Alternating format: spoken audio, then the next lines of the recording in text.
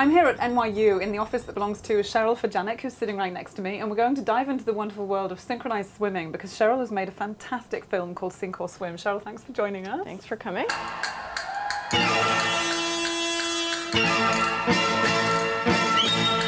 Why synchronized swimming?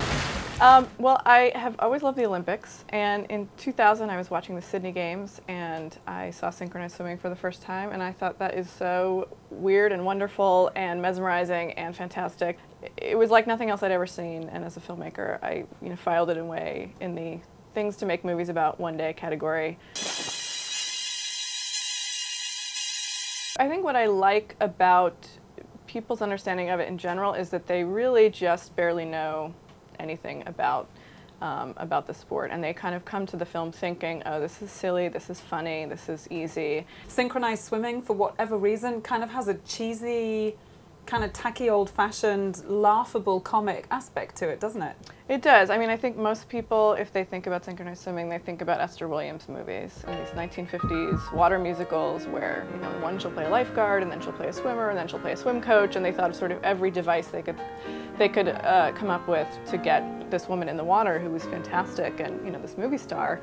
And, before that it was sort of water ballet in schools and clubs, and eventually it sort of evolved into this more highly athletic sport like we know today.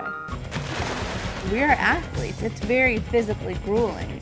You don't have the ground, so you have to hold yourself steady and use your hands and your legs to push off of.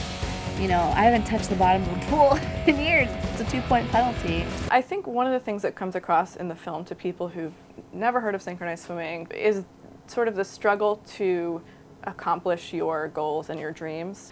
These girls have a goal and they have a passion, and they are not going to stop until they get to the Olympics and hopefully, in their case, get a medal.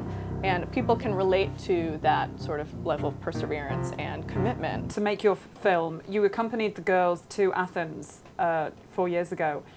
Tell me about the day of the competition. What's going through these girls' heads? What's the atmosphere like?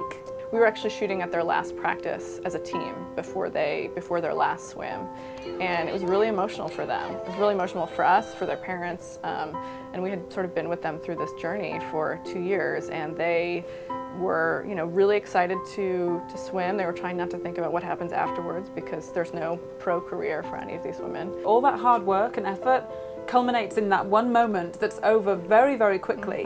What an anticlimax. If I could know what it was like to be an Olympic athlete, I feel like that would be worth it, and to get a medal on top of it. The fact that it comes down to 2 4-minute programs as a team is pretty astonishing, that's your Olympic career and the 20 years before it that you spent. We're all really excited to make this one a special, special swim.